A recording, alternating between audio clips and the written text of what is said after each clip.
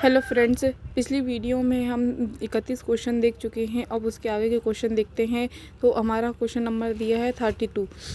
विद्यार्थी और शिक्षक तब अधिक कठोर परिश्रम करते हैं और लंबे समय तक डटे रहते हैं जब उन्हें प्रभावों उत्पादकता का उच्च बोध होता है। निम्नलिखित में से क्या विद्यार्थियों और शिक्षकों दोनों में स्वभाव प्रभावों उत्पादकता में वृद्धि नहीं करता?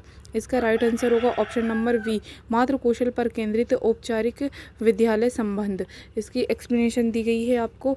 विद्यार्थी और शिक्षक तब अधिक कठोर परिश्रम करते हैं और लंबे समय तक डटे रहते हैं तब उन्हें प्रभावों उत्पादकता का उच्च बोध होता है। मात्र कौशल पर केंद्रित औपचारिक विद्यालय संबंध विद्यार्थियों और शिक्षकों दोनों में प्रभावों उत्पादकता सफलता परिवेश में दूसरों से अत्यधिक अपेक्षा तथा अधिक ज्ञानवान सहभागियों से सहायता इसमें वृद्धि करती है। अगला नेक्स्ट क्वेश्चन दिया है 33 नंबर क्वेश्चन। नीचे दो कथन दिए गए हैं। कथन फर्स्ट, डीवी ने स्कूलों को समुदायों के समान और शिक्षा को सामाजिक प्रक्रिया के समान बताया है। कथन सेकंड, चोम्स्की ने कहा था कि शिक्षा का अंतिम उद्देश्य ऐसे व्यक्ति तैयार करना है जो गुणवत्ता की दृष्टि से एक दूसरे से भिन्न हों। उपरोक्त कथन के आलोक में नीचे दिए गए विकल्पों में से सही उत्तर का चयन कीजिए। तो इसका राइट आंसर होगा ऑप्शन नंबर सी, कथन फर्स्ट सत्य है लेकिन कथन सेकंड असत्य है। तो इसकी एक्सप्लेनेशन देखते हैं। कथन फर्स्ट, डीवी ने स्कूलों को समुदायों के समान और शिक्षा को सामाजिक प्रक्रिया के समान बताया है। कथन सेकंड, डीवी ने यह भी कहा है कि शिक्षा का अंतिम उद्देश्य ऐसे व्यक्ति तैयार करना है जो गुणवत्ता की दृष्टि से एक दूसरे से भिन्न हों। कथन फर्स्ट ही सत्य है। नेक्स्ट क्वेश्चन 34, शिक्षा का स्तर जो उच्च कोटि के चिंतन कौशल प्रयोग की मांग करता है। इसका राइट आंसर होगा ऑप्शन नंबर सी, विमर्शक स्तर शिक्षण। और इसकी व्याख्या देखते हैं। शिक्षा का विमर्शक स्तर शिक्षण उच्च कोटि के चिंतन कौशल प्रयोग की मांग करता है। इस शिक्षण स्तर में शिक्षण प्रक्रिया तब तक चलती रहती है जब तक शिक्षा का उद्देश्य पूर्ण ना हो जाए, अर्थात शिक्षक द्वारा दिया गया संदेश या अर्थ विद्यार्थियों को पूर्णतः समझ में आ जाए, है ना। नेक्स्ट क्वेश्चन देखते हैं हम। नेक्स्ट क्वेश्चन दिया है हमारा 35, सूची 1 को सूची 2 से सम्मिलित करना है। सूची 1 में दिया है अध्ययन का मॉडल और सूची 2 में दिया है विकासक। और ऑप्शन नंबर ए दिया है सकारात्मक अंतर निर्भरता। और तो इसका राइट आंसर होगा डेविस जॉनसन।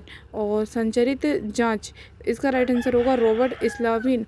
और ऑप्शन नंबर सी दिया है भूमिका निर्वहन फेनी सेफ्टल। और ऑप्शन नंबर डी दिया है विधि शास्त्रीय जांच। तो इसका आंसर होगा डोनाल्ड ओलिवर और जेम्स सेवर। तो इसका राइट आंसर हो जाएगा हमारा ऑप्शन नंबर वी। तो इसमें हम व्याख्या देख लेते हैं। सकारात्मक अंतर्निर्भरता डेविस जॉनसन और संचारित जांच रॉबर्ट इलाविन। और ऑप्शन नंबर सी भूमिका निर्वहन फेनी सेफ्टेल। और डी दिया है विविध शास्त्रीय जांच डोनाल्ड ओलिवर और जेम्स सेवर। और नेक्स्ट क्वेश्चन है हमारा 36वां नंबर क्वेश्चन।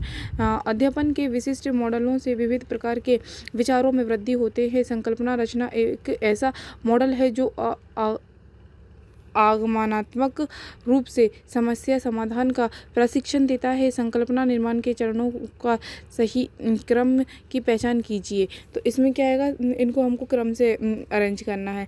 तो इसका आंसर आएगा केवल सी आएगा। तो इसमें हम व्याख्या देखते हैं। संकल्पना निर्माण के चरण अधोलिखित हैं। पहला है विशेष समस्या की पहचान। सेकेंड है विशेष समस्या के संगत आंकड़ों की गणना करना। थर्ड है मदों को सदस्यों के सामने गुणों के श्रेणियों में रखना। और फोर्थ है श्रेणियों के लिए लेवल विकसित करना। अतः विकल्प सी सत्य है। और नेक्स्ट क्वेश्चन है 37, सार्थक शाब्दिक अधिगम के सिद्धांत का प्रतिपादन किसने किया था? तो इसका आंसर आएगा ऑप्शन नंबर डी, डेविस ओसुवल ने। व्याख्या, सार्थक शाब्दिक अधिगम के सिद्धांत का प्रतिपादन डेविस ओशुवेल ने किया था। यह सिद्धांत इस तथ्य को संदर्भित करता है कि किसी भी प्रकार अधिगमकर्ता सार्थक शाब्दिक विषय वस्तु सामग्री से कितना सीख सकता है। नेक्स्ट क्वेश्चन देखते हैं 38वां नंबर। नीचे दो कथन दिए गए हैं। कथन फर्स्ट, कथन फर्स्ट दे रहा है संकेतों, शब्द, भाव, भंगिमा, संदेश, बिंब आदि के निर्माण तथा उपयोग की क्षमता पूर्व सक्रियात्मक काल में निष्पादित होती है। कथन सेकंड, पियाजे के अनुसार पूर्व सक्रियात्मक बच्चों में अहम केंद्रिता होने की प्रवृत्ति नहीं होती। तो उपयुक्त कथन में से हमको राइट आंसर बताना, तो इसका ऑप्शन नंबर सी आंसर आएगा। कथन फर्स्ट सत्य है किंतु कथन सेकंड गलत है। तो इसकी व्याख्या देखते हैं। पूर्व सक्रियात्मक चरण पियाजे के संज्ञानात्मक विकास के सिद्धांत का दूसरा चरण है। यह अवस्था 2 से 7 साल के आसपास होती है। इस अवधि के दौरान बच्चे प्रतीकात्मक स्तर का चिंतन करते हैं, लेकिन अभी तक संज्ञानात्मक कार्यों का उपयोग नहीं कर रहे हैं। इस अवस्था में संकेतों के निर्माण तथा उपयोग की क्षमता निष्पादित होती है तथा बालकों में अहम केंद्रिता का गुण विकसित हो जाता है। अतः कथन फर्स्ट सत्य है, कथन सेकंड असत्य है, इसलिए विकल्प सी सत्य है। तो नेक्स्ट क्वेश्चन है 39। नीचे 2 कथन दिए गए हैं। कथन फर्स्ट, विश्वसनीयता का संकेत इस ओर है कि क्या कोई परीक्षण उस चीज़ का मापन करता है जो वह कहता है कि वह मापता है। कथन सेकंड, वैधता का संकेत इस ओर है कि क्या कोई परीक्षण सुसंगत रूप में वही या समरूप स्कोर देता है। उपरोक्त कथन के में से कौन सा सही है? हमारा ऑप्शन नंबर आ जाएगा बी। कथन फर्स्ट और कथन सेकंड गलत है, दोनों ही गलत है हमारे। तो इसकी व्याख्या देखते हैं। दोनों ही कथन गलत हैं, क्योंकि विश्वसनीयता का संकेत इस और है कि क्या कोई परीक्षण सुसंगत रूप में वही या समरूप स्कोर देता है, और वैधता का संकेत इस और है कि क्या कोई प्रशिक्षण उस चीज़ का मापन करना है जो वह कहता है कि वह मापता है। हमारा नेक्स्ट क्वेश्चन है 40 नंबर का। सूची 1 को सूची 2 से सम्मिलित करना है। सूची 1 क्या दे रहा है? क्लास की अनुकूलन। तो इसमें क्या आ जाएगा? इवन पावलाव। और सेकंड वी नंबर में दिया है क्रिया प्रसूत अनुकूलन। क्रिया प्रसूत अनुकूलन BF स्किनर। और सी है सामाजिक अधिगम सिद्धांत। तो सामाजिक अधिगम सिद्धांत हमारा दिया था किसने? अल्बर्ट बंडूरा ने। और संरचनावाद आएगा लेव वाइगोत्स्की। तो इसका हमारा राइट आंसर हो जाएगा ऑप्शन नंबर सी। इसकी एक्सप्लेनेशन देखते हैं। तो इसकी एक्सप्लेनेशन दी है क्लासिकीय अनुकूलन इवान पावलोव, क्रिया प्रसूत अनुकूलन BF स्किनर, और ऑप्शन सी दिया है सामाजिक अधिगम सिद्धांत अल्बर्ट बंडूरा, और डी दिया है संरचनावाद लेव वाइगोत्स्की। अब नेक्स्ट क्वेश्चन, अगला क्वेश्चन दिया है 41। समूह अन्वेषण मॉडल के वाक्य विन्यास के चरण सही क्रम में व्यवस्थित कीजिए। तो हमको इनको सही क्रम में अरेंज करना है। तो हमारा पहला कौन सा? इसमें ऑप्शन नंबर सी हमारा राइट आंसर हो जाएगा। तो आइए इसमें व्याख्या देखते हैं। समूह अन्वेषण मॉडल के व्याख्या विन्यास के चरण सही क्रम में। तो इसमें पहला आएगा हमारा सी नंबर पे, छात्र छात्राओं के सामने परेशान करने वाली परिस्थितियाँ आती हैं। और सेकेंड है छात्र छात्राएँ परिस्थितियों की प्रतिक्रियाओं का अन्वेषण करते हैं। थर्ड है छात्र छात्राएँ अध्ययन कार्य तैयार करते हैं और अध्ययन व्यवस्थित करते हैं। और सेकेंड आएगा स्वतंत्र और समूह अध्ययन। और लास्ट है हमारा छात्र छात्राएँ प्रगति और प्रक्रिया का विश्लेषण करते हैं। इसलिए हमारा अतः विकल्प सी सत्य है। अगला क्वेश्चन है 42। रूपावली पैराडाइम की अवधारणा किसके जुड़ी है। तो इसमें आएगा हमारा ऑप्शन नंबर डी, TS गुहा। तो इसका रूपावली पैराडाइम की अवधारणा TS गुहा दी थी। TS गुहा ने वैज्ञानिक क्रांति की रचना 1962 लिखा अतः विकल्प डी सत्य है। और अगला क्वेश्चन है 43। नीचे 2 कथन दिए गए हैं। कथन फर्स्ट है विकास की अवस्था के रूप में 4 वर्ष की उम्र के बालक में क्रियाशील स्मृति के सभी घटक अपने स्थान पर होते हैं। कथन सेकेंड है सूचनाओं के प्रति यदि एक बालक लगातार ध्यान नहीं देता है तो उत्प्रेरण स्तर कमजोर और अंत में इतना गिर जाता है कि सूचना को पुनः उत्प्रेरित नहीं किया जा सकता है या पुनः रूप विलुप्त हो जाता है। उपरोक्त कथन में से हमारा कौन सा राइट आंसर होगा? तो ऑप्शन नंबर ए हमारा सही होगा। कथन फर्स्ट और कथन सेकंड दोनों सही है। अब नेक्स्ट क्वेश्चन देखते हैं। नेक्स्ट क्वेश्चन कौन सा, सॉरी इसकी व्याख्या देखते हैं। व्याख्या क्या है? विकास की अवस्था के रूप में 4 वर्ष की उम्र के बालक में क्रियाशील स्मृति के सभी घटक अपने स्थान पर होते हैं तथा सूचनाओं के प्रति यदि एक बालक ध्यान नहीं देता है तो इसका उत्प्रेरण स्तर कमजोर होता है, अतः अंत में इतना गिर जाता है कि सूचना को पुनः उत्प्रेरित नहीं किया जा सकता है, अतः यह पूर्ण रूप से विलुप्त हो जाता है। कथन फर्स्ट और सेकंड दोनों सही हैं। और नेक्स्ट क्वेश्चन दिया है हमारा 44। सूची फर्स्ट को सूची सेकंड से सम्मिलित करना है। सूची फर्स्ट में दिया है मस्तिष्क का न्यूरॉन संबंधी तंत्र और सेकंड दिया है स्मृति प्रकार। तो इसका हम व्याख्या देख लेते हैं। मस्तिष्क का न्यूरॉन क्या दे रहा है? Question number A, option A में दिया है चेतन। चेतन इसका आएगा हमारा सुव्यक्त स्मृति और अचेतन अंतर्निहित स्मृति और पेशीय कौशल मोटर स्किल्स, तो इसमें आएगा कार्य विधिक स्मृति। और डी नंबर है आत्मा अनुभव संयोगिक स्मृति। तो हमारा अतः विकल्प भी सत्य है। व्यवहारवादी उद्देश्यों के लिए संज्ञानात्मक क्षेत्र में इन उद्देश्यों को समाविष्ट किया जाता है, तो इसका हमारा राइट आंसर हो जाएगा ऑप्शन नंबर सी। तो इसकी व्याख्या देखते हैं। तो व्यवहारवादी उद्देश्यों के लिए संज्ञानात्मक क्षेत्र में मूल्यांकन, समझ तथा ज्ञान उद्देश्यों को समाविष्ट किया जाता है। यह अधिगम के प्रत्येक स्तर को प्रभावित करता है। मूल्यांकन ब्लूमबर्गी के संज्ञानात्मक पक्ष का सर्वोच्च चिंतन स्तर है। वही समझ एवं ज्ञान क्रमशः मनोचालक तथा भावनात्मक चिंतन स्तर के भाग हैं। नेक्स्ट क्वेश्चन है हमारा 46। विद्यार्थियों को पाठ पढ़ने के लिए इन अनुदेशात्मक घटनाओं को प्रारंभ से अंत के क्रम में लगाएं। तो इनको हमको क्या क्रम में अरेंज करना है, तो इसको क्रम में अरेंज करेंगे तो इसका हमारा ऑप्शन नंबर सी सही है। सी सही उत्तर होगा हमारा।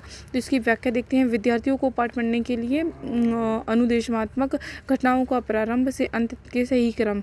तो फर्स्ट नंबर पे आएगा हमारा ध्यान आकर्षित करना, सेकंड पे आएगा शिक्षार्थियों को उद्देश्यों की सूचना देना, थर्ड आएगा विषय वस्तु प्रस्तुत करना, फोर्थ वांछित व्यवहार प्राप्त करना और फिफ्थ है प्रतिपुष्टि प्रदान करना। ओके, नेक्स्ट क्वेश्चन देखते हैं गाइस 47। उस तकनीकी का क्या नाम है जिसमें बिंबों का प्रयोग किया जाता है जो प्रायः शब्दों की अपेक्षा अधिक भाव व्यक्त करते हैं और विधिक प्रकार के सचारियों और सोच को जगाने में अधिक सटीक व शक्तिशाली होते हैं। तो इसका हमारा राइट आंसर होगा B number, option number B, mind mapping. Okay, इसकी व्याख्या देखते हैं फ्रेंड्स।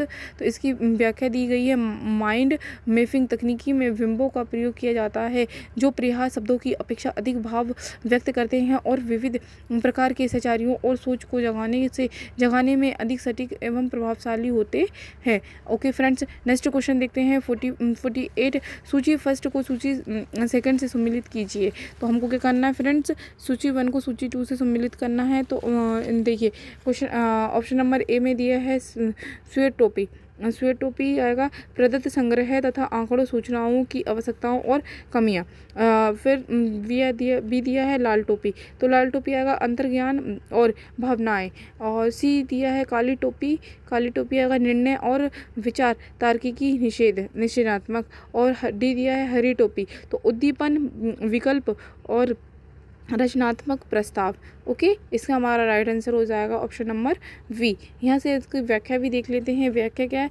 स्वेट टोपी जो अभी बताया हमने आपको, प्रदत्त संग्रह तथ्य आंकड़े सूचना की आवश्यकताएं और कमी। और लाल टोपी अंतर्ज्ञान और भावनाएं, काली टोपी निर्णय और विचार तार्किकी निषेधात्मक। और ऑप्शन नंबर डी दिया है हरी टोपी, उद्दीपन विकल्प और रचनात्मक प्रस्ताव। Okay guys friends, next question देखते हैं। हमारा नेक्स्ट क्वेश्चन कौन सा दिया है? 49। निम्नांकित सूची से अप्रत्यक्ष शिक्षण कार्यनीतियों को चिन्हित कीजिए। तो हमारा ऑप्शन नंबर कौन सा सही हो जाएगा इसमें? ऑप्शन नंबर ए राइट आंसर हो जाएगा हमारा। ऑप्शन नंबर कौन सा? ए। तो इसकी व्याख्या देख लेते हैं। अप्रत्यक्ष शिक्षण कार्यनीतियाँ अधोलिखित हैं। और फर्स्ट, उदाहरणों और गैर उदाहरणों माध्यम से अवधारणा निर्माण। और सेकंड है युग्मन सम्मिलन तकनीकी के साथ समस्या आधारित प्रस्तुति। थर्ड है विद्यार्थियों को उनके अपने अनुभवों से संदर्भ लेने के लिए प्रोत्साहित करना। ओके फ्रेंड्स, इसका नेक्स्ट क्वेश्चन देखते हैं। नेक्स्ट क्वेश्चन कौन सा दिया है? 50। अधिगम के किस स्तर को समावेशी अवरोध भी कहा जाता है? ऑप्शन नंबर हमारा आएगा सी, विमर्शी चिंतन स्तर। और इसकी व्याख्या देखते हैं ऑप्शन नंबर सी की। स्मृति स्तर पर शिक्षण एक मानसिक विकास है जिसमें अधिगम धारणा प्रस्मरण के क्रम में महत्वपूर्ण बिंदुओं को दर्ज किया जाता है। अवबोध स्तर का शिक्षण इस प्रकार के शिक्षण का प्रयोग किसी वस्तु की पहचान या उसकी प्रकृति को समझने में किया जाता है। साथ ही उदाहरणों को गैर उदाहरणों से अलग करने की समझ विकसित होती है। विमर्शी स्तर का शिक्षण विमर्श एक मानसिक प्रक्रिया होती है, अतः इस शिक्षण के अंतर्गत विविध बिंदुओं का आलोचनात्मक विश्लेषण करने व उन पर विचार देने की समझ विकसित होती है। इस प्रकार का शिक्षण समस्या का समाधान प्रस्तुत करता है। इसे समावेशी अवबोध भी कहते हैं। ओके फ्रेंड्स, हम अभी तक 50 क्वेश्चन सॉल्व कर चुके हैं। अगर आपको वीडियो अच्छा लग रहा हो, पसंद आ रहा हो, तो आप प्लीज़ इसे लाइक कर दीजिए और ज़्यादा से ज़्यादा लोगों को शेयर कर दीजिए ताकि ये सभी इसका लाभ ले सकें। ओके, नेक्स्ट क्वेश्चन देखते हैं फ्रेंड्स हम आपका 51। अधिगम को कौन सा सिद्धांत शिक्षण के मानात्मक स्तर का समर्थन करता है? तो इसका हमारा राइट आंसर हो जाएगा ऑप्शन नंबर डी, संज्ञानात्मक क्षेत्र सिद्धांत। ओके, डी संज्ञानात्मक क्षेत्र सिद्धांत शिक्षण के मानात्मक स्तर का समर्थन करता है, अतः विकल्प डी सत्य है। ओके, नेक्स्ट क्वेश्चन दिया है 52। नीचे दो कथन दिए गए हैं। कथन फर्स्ट, शिक्षण के प्रगामी प्रगतिशील दृष्टिकोण का एक मूलभूत सिद्धांत है कि शिक्षा केवल आजीविका की तैयारी नहीं अपितु यह अपने आप में संपूर्ण जीवन होनी चाहिए। ओके, और इसमें नेक्स्ट सेकंड कथन दिया है इसका, शिक्षा के पुनर्निर्माणवादी विचारधारा के अनुसार नई सामाजिक व्यवस्था निश्चित रूप से प्रजातांत्रिक होनी चाहिए। तो इसका हमारा राइट आंसर हो जाएगा ऑप्शन नंबर ए। कथन फर्स्ट और सेकंड दोनों हमारे राइट हैं, यानी सत्य हैं। इसकी व्याख्या देख लेते हैं। इसकी व्याख्या दी गई है, प्रगतिशील शिक्षा दर्शन कहता है कि शिक्षकों को बच्चों को रखकर याद करने पर निर्भर करने बजाय सोचना सीखना सिखाना चाहिए। यह केवल जीविका की तैयारी नहीं होनी चाहिए अपितु यह अपने आप संपूर्ण जीवन होना चाहिए, अतः यह कथन सत्य है। कथन सेकंड, सामाजिक पुनः निर्माणवादी शिक्षा इस सिद्धांत पर आधारित थी कि शिक्षा के पूर्ण नियंत्रण से समाज का पुनर्निर्माण किया जा सकता है। शिक्षा में सामाजिक पुनर्निर्माणवाद के क्रियान्वयन के साथ एक छात्र वास्तविक सामाजिक समस्याओं और विवादास्पद मुद्दों के अध्ययन में प्रत्यक्ष अनुभव प्राप्त कर सकता है। इसके अनुसार नई सामाजिक व्यवस्था निश्चित रूप से असामाजिक होनी चाहिए, अतः कथन सेकंड भी सत्य है। तो इसलिए हमारा विकल्प ए सत्य है। ओके फ्रेंड्स, नेक्स्ट क्वेश्चन देखते हैं 53। अध्यापन के किस स्तर में मुख्य जोर विचार और सूचना को ग्रह करने और उसके व्यवस्थित प्रस्तुतिकरण पर होता है? तो इसका हमारा राइट आंसर होगा option number A. Option number A, स्मृति स्तर। इसकी व्याख्या देख लेते हैं। स्मृति स्तर के शिक्षण को शिक्षण का निम्नतम स्तर माना जाता है। इस स्तर पर सोचने की क्षमता की कोई भूमिका नहीं होती। छात्र केवल उन तथ्यों, सूचनाओं, सूत्रों और कानूनों को रटते हैं जो उन्हें सिखाए जाते हैं। तो इसमें क्या है? ओके, नेक्स्ट क्वेश्चन देखते हैं 54। विमर्शी स्तर शिक्षण स्मृति स्तर शिक्षण से अलग होता है क्योंकि इसमें शामिल संप्रेषण की पद्धति मूलतः होती है। तो इसका हमारा राइट आंसर हो जाएगा ऑप्शन नंबर डी, क्रियान्वितकारी। ओके, ऑप्शन नंबर डी हमारा सही है। तो इसकी व्याख्या देखते हैं। विमर्शी स्तर शिक्षण स्मृति स्तर शिक्षण से अलग होता है क्योंकि इसमें सम्मिलित संप्रेषण पद्धति मूलतः क्रियान्वितकारी होती है। यह शिक्षण का उच्चतम स्तर होता है। यह शिक्षण का समस्या केंद्रित दृष्टिकोण है। ओके गाइस, नेक्स्ट क्वेश्चन देखते हैं 55। कक्षा का मुफ्त वातावरण जहां अध्यापक और एवं छात्र आपस में सहभागी होते हैं और एक दूसरे का ध्यान रखते हैं, ऐसे वातावरण में कौन सा शिक्षण स्तर सहायक होगा? तो इसका हमारा राइट आंसर हो जाएगा ऑप्शन नंबर सी, विमर्शी स्तर। विमर्शी स्तर, इसकी व्याख्या देखते हैं हम। इसकी व्याख्या दी गई है, विभिन्न शिक्षण स्तरों के सहयोग से शिक्षण प्रक्रिया संभव है। विमर्शी शिक्षण स्तर इन शिक्षण स्तरों में से एक है जो मुक्त कक्षा वातावरण में छात्र एवं अध्यापक की एक सहभागिता होती है और प्रायः एक दूसरे का ध्यान रखते हैं। ओके फ्रेंड्स, नेक्स्ट क्वेश्चन देखते हैं 56 निम्नलिखित विशिष्टताओं में से कौन सी शिक्षण के अवबोध स्तर का वर्णन करती है? तो हमारा इसमें आ जाएगा ऑप्शन नंबर बी, अवधारणाओं की व्याख्या के लिए अधिक संख्या में सकारात्मक एवं नकारात्मक उदाहरण देना, और ऑप्शन नंबर डी, तथ्यों के बीच संबंधों के अवलोकन को उन्नत करने में सहायक होना। तो इसलिए हमारा option number D right answer होगा। इसकी व्याख्या देखते हैं। एक्सप्लेनेशन दी गई है हमको। शिक्षण का अवबोध स्तर शिक्षण की स्मृति स्तर से होता है।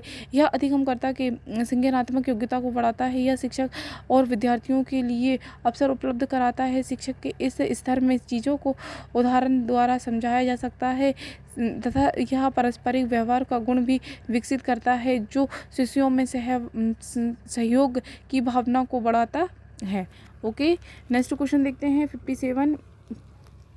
विमर्शी शिक्षण की विशिष्ट पहचान क्या है? तो इसका हमारा राइट आंसर होगा ऑप्शन नंबर ए, स्पष्ट, संगठित और सुसंरचित विषय वस्तु। तो इसकी एक्सप्लेनेशन दी गई है हमको। स्पष्ट, संगठित और सुसंरचित विषय वस्तु चिंतनशील शिक्षण की पहचान है। चिंतनशील शिक्षण को अग्रसरित करने, उच्च स्तर पर लाने के लिए प्रयोग किया जाता है। यह केवल अवधारणाओं के संस्मरण और समझ को नहीं बताता, यह उच्च मानसिक प्रक्रिया जैसे तर्क, विचार, अवधारणा का विश्लेषण, गहन सोच आदि की मांग करता है।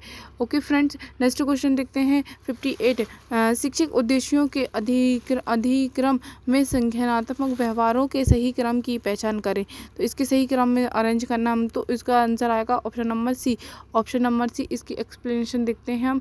तो इसको शिक्षक उद्देश्यों के अधिक्रम में संज्ञानात्मक व्यवहारों का सही क्रम है ज्ञान, अवबोध, अनुप्रयोग, विश्लेषण और संश्लेषण। ओके, हमारा नेक्स्ट अगला क्वेश्चन है 59। निम्नलिखित में से शिक्षण को प्रभावित करने वाले कौन से संभावित कारक अनुदेशात्मक सुविधाओं और अधिगम वातावरण से संबंधित है? तो हमारा इसमें राइट आंसर हो जाएगा हमारा ऑप्शन नंबर वी। इसकी एक्सप्लेनेशन दी गई है। तो उपयोग हेतु पाठ्य पुस्तकों, पाठ्य सामग्रियों की अनुपलब्धता, स्मार्ट कॉलेजेस की उपलब्धता तथा क्रियात्मक प्रक्रियाओं में पहल परक प्रतिमान शिक्षण को प्रभावित करने वाले कारक हैं, जो अनुदेशात्मक विधाओं और अधिगम वातावरण से संबंधित है। ओके फ्रेंड्स, नेक्स्ट क्वेश्चन देखते हैं 60 नंबर का। प्रशिक्षण की तुलना में शिक्षण का लक्ष्य निम्नलिखित का अवसर प्रदान करता है। तो इसका हमारा आंसर हो जाएगा ऑप्शन नंबर बी, साझेदारी और शाब्दी सहित प्रतिभा, जो समीक्षात्मक एवं सृजनशील विमर्श की ओर उन्मुख होता है। आइए फ्रेंड्स, हम इसकी एक्सप्लेनेशन देखते हैं। प्रशिक्षण की तुलना में शिक्षण का लक्ष्य साझेदारी और सावधानी सहित प्रतिभा, जो समीक्षात्मक एवं सृजनशील विमर्श की ओर उन्मुख होता है का अवसर प्रदान करता है। फ्रेंड्स, नेक्स्ट क्वेश्चन देखते हैं। नेक्स्ट क्वेश्चन हमें दिया गया है 61। निम्नलिखित में से उन विशेषताओं की पहचान कीजिए जो अप्रत्यक्ष शिक्षण रणनीतियों के साथ जुड़ी है। पहला हमारा इसका हम व्याख्या देख लेते हैं फ्रेंड्स।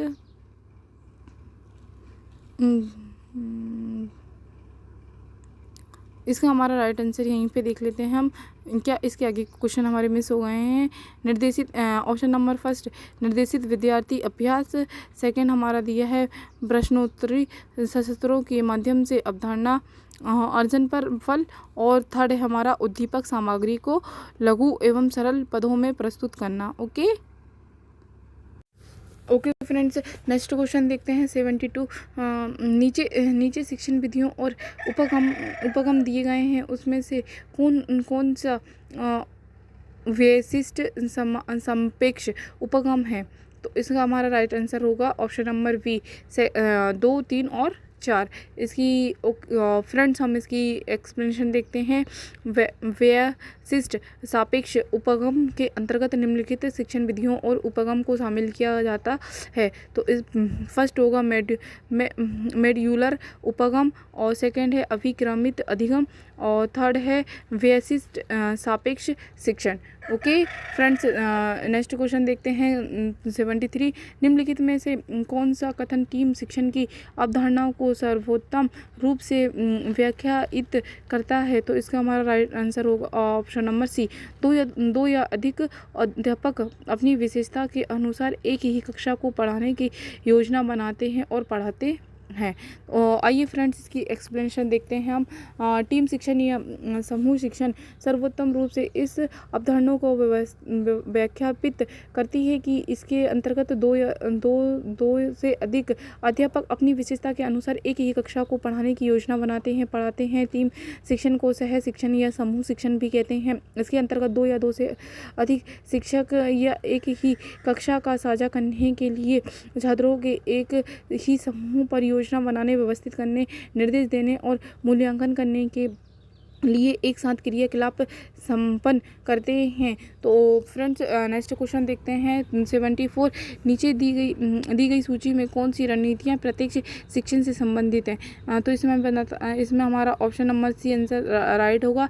आइए फ्रेंड्स, इसकी एक्सप्लेनेशन देखते हैं। प्रत्यक्ष शिक्षण विधि व्याकरण के नियमों का ज्ञान कराएं, बिना भाषा के शुद्ध रूप का अनुकरण करने के अवसर प्रदान करता है। ऐसे शिक्षक जिनका भाषा पर पुनराधिकार है, उनसे बालकों को वार्तालाप के अवसर प्रदान किए जाते हैं। प्राथमिक स्तर के लिए यह विविध उपयुक्त होती है। प्रत्यक्ष शिक्षण विधि से संबंधित प्रमुख रणनीतियाँ इस प्रकार हैं। ऑप्शन फर्स्ट ए दिया है हमें उदाहरण और व्याख्या प्रदान करना। बी दिया है अन्वेषणात्मक और पुनः प्रस्तुति परकता। और सी दिया है अभ्यास और पुष्टि प्रदान करना। ओके, नेक्स्ट देखते हैं। नेक्स्ट हमें दिया है क्वेश्चन नंबर 75। सूची 1 को सूची 2 से सम्मिलित करना। सूची 1 दी है शिक्षण और अधिगम के स्तर और मुख्य विशेषताएं। तो इसको हम यहाँ पे समझते हैं फ्रेंड्स इसकी व्याख्या में। ओके फ्रेंड्स, देखिए स्वतः विकास का स्तर क्या दिया है? स्वतः विकास का स्तर सूची 2 से सम्मिलित करने पर यह विद्यार्थियों की भावनाओं के महत्व पर बल देता है और कठिन सोच के महत्व को कम करता है। सेकंड है स्मरण स्तर, यह तुलनात्मक रूप से विचारहीन होता है। और थर्ड दिया है अवबोध स्तर, यह सिद्धांतों और एकांकी तथ्यों के बीच संबंध को देखने पर बल देता है। और नेक्स्ट है विमर्शक स्तर, यह समस्या केंद्रित होता है तथा इसमें अधिगम करता की अपेक्षाकृत अधिक सक्रिय भागीदारी, अधिक कल्पना और सृजनशीलता की ज़रूरत होती है। तो इसका राइट आंसर कौन सा है? विकल्प नंबर सी। ओके, अब हमारा कौन सा टॉपिक आ गया? नेक्स्ट टॉपिक आ गया है फ्रेंड्स। तो फ्रेंड्स, अगर आपको वीडियो अच्छा लग रहा है तो आप वीडियो को शेयर कर सकते हैं, लाइक कर सकते हैं। ओके, और चाहे तो चैनल को सब्सक्राइब कर सकते हैं ताकि आपको नेक्स्ट वीडियो जल्द से जल्द मिल जाए। ओके, तो नेक्स्ट टॉपिक देखेंगे हम इसका विशेषताएं और मूल अपेक्षाएं। 76 डायोरी के अनुसार शिक्षा है।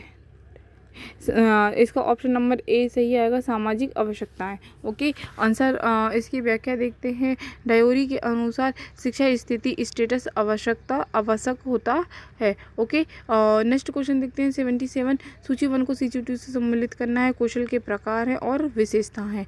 तो इसको फ्रेंड्स हम यहाँ से समझते हैं व्याख्या से। कौशल के प्रकार क्या दे रहा है हमारा क्वेश्चन नंबर ऑप्शन नंबर ए दिया है सार्वजनिक वक्तृत्व।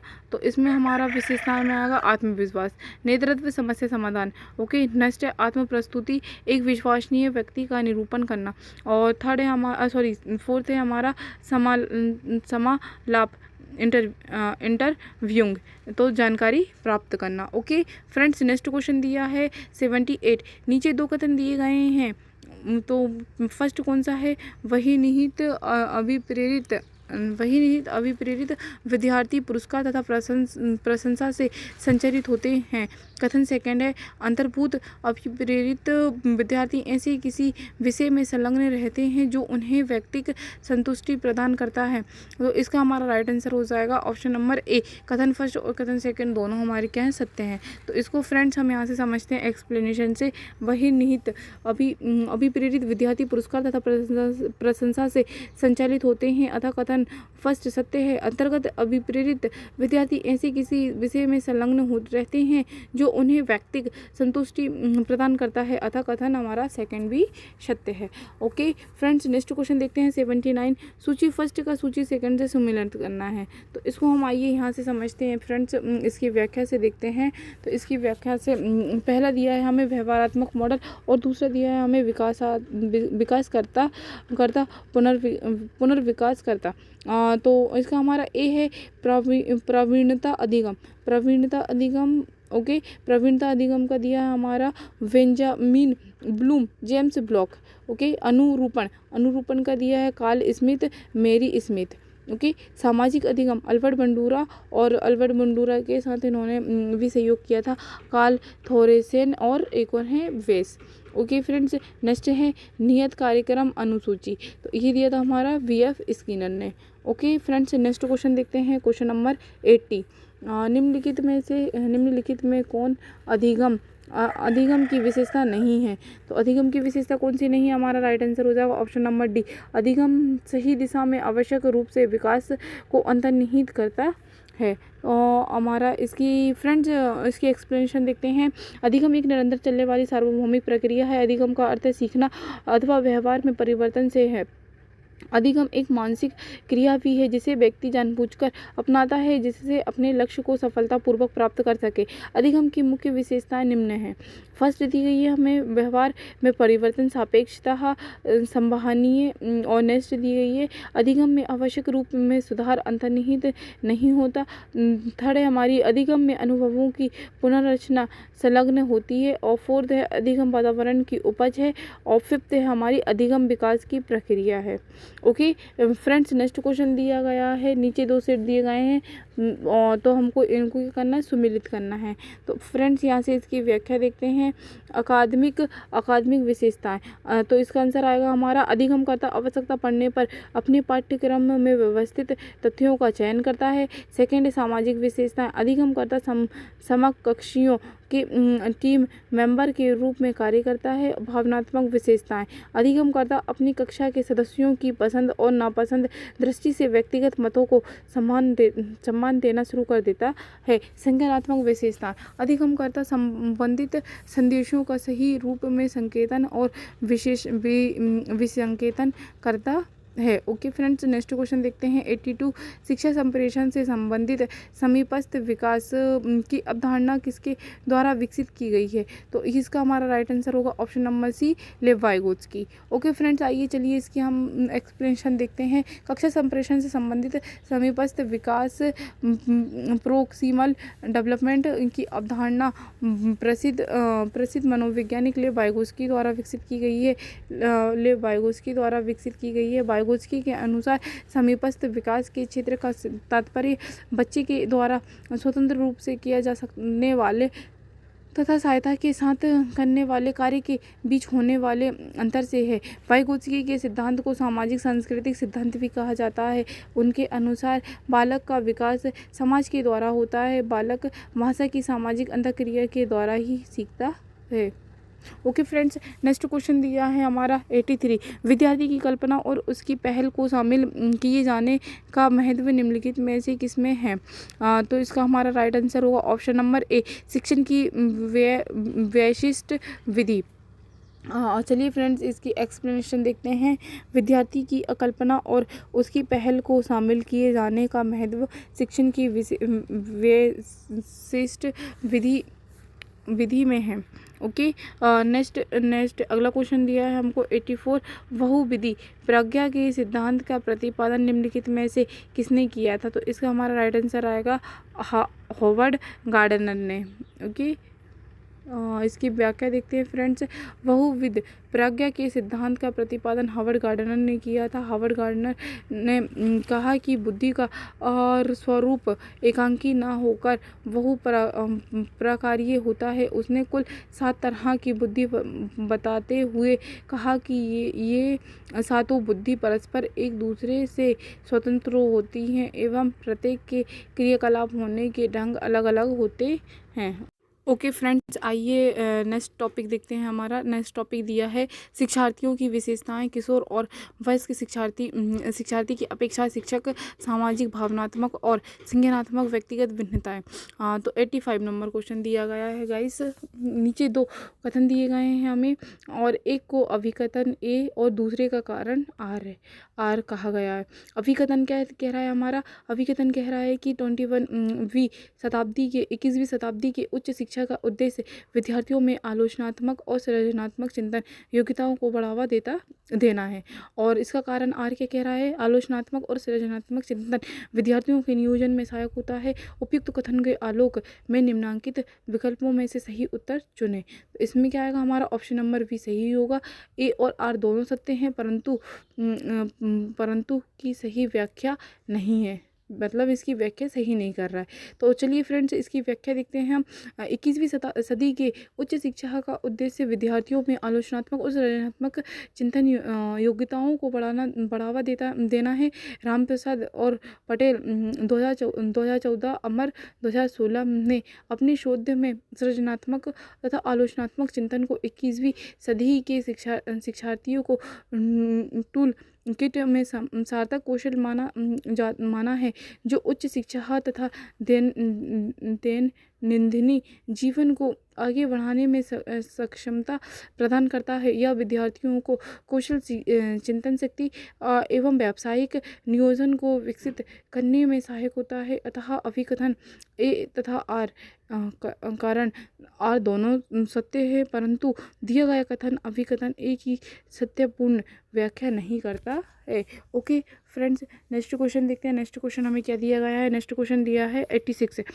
एक कक्षा में शिक्षार्थियों के व्यक्तिगत अंतरों को चिन्हित करने के लिए शिक्षक द्वारा निम्नलिखित में से किसका प्रयोग किया जा सकता है? तो हमारा ऑप्शन नंबर हो जाएगा इसका राइट आंसर बी,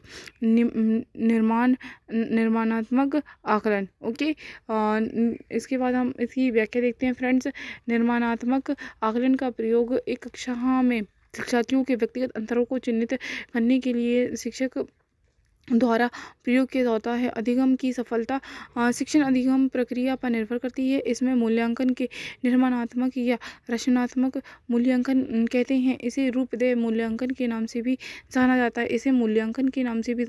है। इस मूल्यांकन में अध्ययन अध्यापन प्रक्रिया सम्मिलित होती है। ओके गाइस, नेक्स्ट क्वेश्चन देखते हैं। नेक्स्ट क्वेश्चन दिया है 87। हमको सूची 1 से सूची 2 को सम्मिलित करना है। तो पहला इसकी गाइस हम डायरेक्ट एक्सप्लेनेशन नहीं, हम आपको यहीं पे सॉल्व करके दिखाते हैं। तो ऑप्शन नंबर ए दिया है आपका प्रेरणा, तो इसका राइट आंसर होगा उद्दीपन। ओके, और सेकंड बी दिया है उत्प्रेरणा का होगा प्रतिफल। ओके, सी दिया है अनुक्रिया का होगा क्रिया। ओके, और ऑप्शन नंबर डी दिया है हमें पुनर्वलन का होगा हमारा अभिप्रेरणा। तो इस तरह से इसका राइट आंसर हो जाएगा हमारा option number B. Okay friends, हम इसकी व्याख्या देख लेते हैं। एक्सप्लेनेशन क्या कह रहा है? प्रेरक शब्द व्यापक है। प्रेरकों को आवश्यकता, इच्छा, तनाव, स्वाभाविक स्थितियां, निर्धारित प्रवृत्तियां, रुचि, स्थायी उद्दीपक आदि से जाना जाता है। स्पष्ट है कि उद्दीपन का मौखिक कारक प्रेरणा है, प्रतिफल का मौलिक कारक उत्प्रेरणा है। इसी प्रकार क्रिया व अभिप्रेरणा के मौलिक कारक क्रमशः अनुक्रिया व पुनर्वलन है। ओके फ्रेंड्स, नेक्स्ट क्वेश्चन देखते हैं। नेक्स्ट क्वेश्चन 88 नंबर का क्या कह रहा है हमसे? कोहल वर्ग के नैतिक विकास के सिद्धांत में से निम्नलिखित अवस्थाएं समाविष्ट है। तो फ्रेंड्स, इसका हमारा राइट आंसर हो जाएगा ऑप्शन नंबर वी। तो ऑप्शन नंबर वी हमारा राइट आंसर है। इसकी फ्रेंड्स हम व्याख्या देख लेते हैं। लॉरेंस कोहल वर्ग के नैतिक विकास के चरण मूल रूप से स्विस मनोवैज्ञानिक जीन पियाजे द्वारा कल्पित मनोवैज्ञानिक सिद्धांत के अनुकूलन का गठन करते हैं। कोहल वर्ग के 6 चरणों को 2 चरणों के 3 स्तरों में बांटा जा सकता है। यह 6 चरण निम्न हैं। तो 6 चरण कौन कौन से हैं कोहल वर्ग के, तो हम वो देखते हैं फ्रेंड्स। आइए फर्स्ट कोहल वर्ग ने फर्स्ट चरण में क्या कहा है, अपने आज्ञा पालन अभिमुखीकरण, यानी हमको क्या होना चाहिए, आज्ञा पालन करना चाहिए, आज्ञा का पालन करना चाहिए। सेकंड दिया है परितोषित विनियम अभिमुखीकरण। थर्ड दिया है कानून और व्यवस्था अभिमुखीकरण। फोर्थ दिया है सामाजिक संविदा अभिमुखीकरण। और फिफ्थ दिया है स्वहित उन्मुखीकरण। ओके, सिक्स्थ है सार्वभौमिक नैतिक सिद्धांत। ओके फ्रेंड्स, हमारा नेक्स्ट क्वेश्चन दिया है 89। यदि कोई बालक चीखता चिल्लाता है और झल्लाता है तो व्यक्तिक भिन्नताओं का निम्न में से कौन सा विकासात्मक क्षेत्र प्रभावित होगा। तो इसमें कौन सा हमारा राइट आंसर हो जाएगा, हमारा इसमें राइट आंसर हो जाएगा ऑप्शन नंबर सी, संवेगात्मक। ओके, चलिए फ्रेंड्स इसकी व्याख्या देखते हैं हम।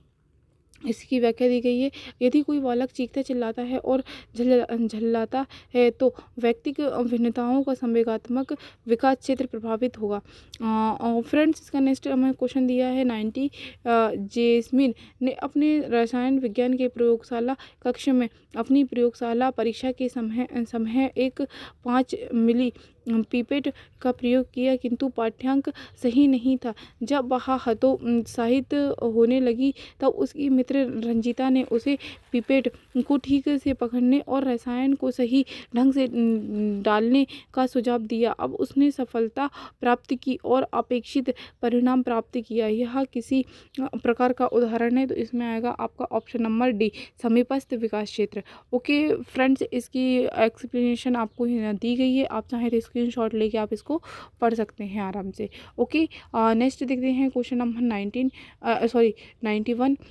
उस उद्दीपक को किस रूप में जाना जाता है जिसको वांछित व्यवहार के लिए किसी भी अनुकूलन की आवश्यकता नहीं होती। तो इसका हमारा ऑप्शन नंबर ए सही आंसर हो जाएगा, गैर अनुकूलित उद्दीपक। ओके फ्रेंड्स, इसकी हम एक्सप्लेनेशन देखते हैं।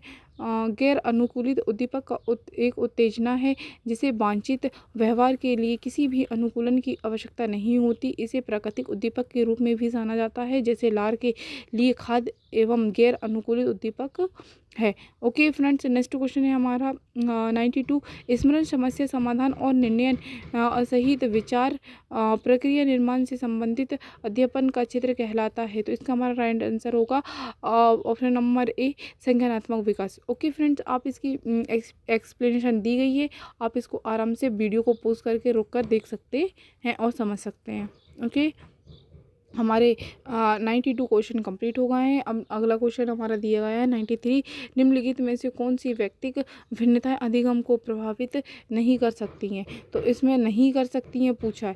आप फ्रेंड्स क्वेश्चन को आप अच्छे से रीड करिएगा, उसके बाद ही आप आंसर पे पहुंचिएगा। ओके, तो इसका हमारा राइट आंसर हो जाएगा ऑप्शन नंबर बी, केवल बी, सी और ई। ओके, तो एक्सप्लेनेशन दी गई है इसकी, हमारी निम्नलिखित व्यक्तिगत भिन्नताएं अधिगम को प्रभावित नहीं कर सकती। तो पहला हमारा है ऊंचाई, रक्त समूह और थर्ड है हमारा रूप रंग। ओके, जबकि सांस्कृतिक पृष्ठभूमि एक एवं आयु जैसी व्यक्तिगत भिन्नताएं अधिगम को प्रभावित करती है।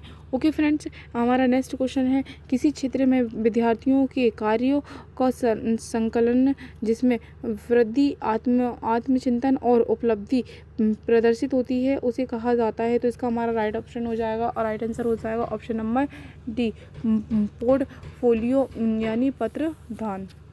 ओके फ्रेंड्स, इसकी एक्सप्लेनेशन आप वीडियो को पॉज करके देख लीजिएगा, है ना। नेक्स्ट क्वेश्चन है हमारा 95। यदि आपके मित्र का मोबाइल नंबर बदल जाता है और आप अक्सर उसके पुराने नंबर पर फ़ोन करते हैं, यह उदाहरण है। तो इसमें आएगा ऑप्शन नंबर बी, अधिगम का नकारात्मक अंतरण। क्या हो जाएगा हमारा, अधिगम का नकारात्मक अंतरण। ओके, इसकी एक्सप्लेनेशन दी गई है फ्रेंड्स हमको, तो चलिए इसको देख लेते हैं। यदि आपके मित्र का मोबाइल नंबर बदल जाता है और आप अक्सर उसके पुराने नंबर पर फ़ोन करते हैं तो यह अधिगम के नकारात्मक अंतरण का उदाहरण है। ओके फ्रेंड्स, नेक्स्ट क्वेश्चन देखते हैं 96 नंबर का। ब्लूम के शैक्षिक उद्देश्यों के वर्गीकरण के अनुसार संज्ञानात्मक क्षेत्र की श्रेणियाँ निम्नलिखित में से कौन सी हैं? तो इसमें आएगा हमारा, इसका ऑप्शन हमारा आएगा ऑप्शन नंबर ए, तो केवल सी और डी। तो इसकी एक्सप्लेनेशन हमको ये दी गई है फ्रेंड्स। आप चाहें तो इसको वीडियो को पॉज करके या फिर स्क्रीनशॉट लेके आप इसको आराम से बैठ के पढ़ सकते हैं और समझ सकते हैं। ओके फ्रेंड्स, हमारा नेक्स्ट क्वेश्चन दिया है 97। तो नीचे दो कथन दिए गए हैं हमको। कथन फर्स्ट दिया है, किशोरावस्था का समय शैशव एवं पौढ़वा के मध्य वृद्धि तथा विकास का संक्रमण काल होता है। कथन सेकंड, किशोरावस्था भावनात्मक स्थायित्व एवं अत्यधिक राहत की कालावधि होती है। तो इनमें से हमारा राइट आंसर हो जाएगा ऑप्शन नंबर सी, यानी कथन फर्स्ट सही है किंतु कथन सेकंड हमारा गलत है। ओके फ्रेंड्स, 98 नंबर का क्वेश्चन देखते हैं। विस्फोटी व्यवहार के प्रवृत्ति विद्यार्थी के समीप जाने और उसे अनुशासित करने के लिए निम्न में से किस प्रविधि की अनुशंसा की जाती है? तो इसका हमारा राइट आंसर हो जाएगा फ्रेंड्स, सम्मानपूर्वक सापेक्ष में परंतु दृष्टापूर्वक बात करें। ओके फ्रेंड्स, नेक्स्ट क्वेश्चन देखते हैं हमारा 99 नंबर का। इशिता अपनी वार्षिक परीक्षा से पहले हफ्तों से पहाड़ों का अभ्यास कर रही थी। वह सारे तथ्यों को पूरी तरह से जानती थी। इशिता ने अब जिस प्रकार का ज्ञान प्राप्त किया है उसमें ध्यान देने और केंद्रित करने की आवश्यकता नहीं होती है। इस प्रक्रिया को निम्न में से किस रूप में जाना जाता है? तो ये आएगा हमारा स्वचालीकरण। ओके, स्वचालीकरण। ओके फ्रेंड्स, ये थोड़ा सा कंफ्यूजिंग लग रहा है बोलने में, तो आप इसको अच्छे से रीड कर लीजिएगा। क्वेश्चन नंबर 100 दिया है हमको। अधिगम प्रक्रिया के निम्नलिखित सोपानों को आरोही क्रम में व्यवस्थित करना है। इनको किस में हमें आरोही क्रम में व्यवस्थित करना है, सीरियल से। ओके, तो इसका हमारा राइट आंसर हो जाएगा ऑप्शन नंबर वी। तो आइए हम आपको फ्रेंड्स इसकी व्याख्या बता देते हैं। व्याख्या देखिए इसकी, मिलर तथा डोलार्ड ने अधिगम की प्रक्रिया के सोपानों को इन शब्दों में व्यक्त किया है। सीखने के लिए व्यक्ति को किसी वस्तु की आवश्यकता का अनुभव होना चाहिए, उसे कुछ देखना भालना चाहिए, उसे कुछ कहना चाहिए, अंत में उसे कुछ प्राप्त करना चाहिए। अधिगम प्रक्रिया के सोपानों को आरोही क्रम में निम्नलिखित रूप में रखा जाता है। तो फर्स्ट है अभिप्रेरक आवश्यकता, सेकेंड लक्ष्य, थर्ड है तत्परता, फोर्थ है अधिगम स्थिति, फिफ्थ है अन्योन्य क्रिया और सिक्स्थ है समायोजन और 7 दिया है आपको परिवर्तन निर्धारण। ओके फ्रेंड्स, आज के लिए इतना ही काफ़ी। हमारे पूरे 100 क्वेश्चन कंप्लीट हो गए हैं। इसका नेक्स्ट आगे का हम नेक्स्ट वीडियो में पढ़ेंगे। अगर आपको वीडियो पसंद आता है तो आप वीडियो को लाइक करें और चैनल को सब्सक्राइब करें, और चाहें तो वीडियो को अपने फ्रेंड्स सर्कल में शेयर भी कर सकते हैं ताकि उन लोगों को भी इसका लाभ मिले।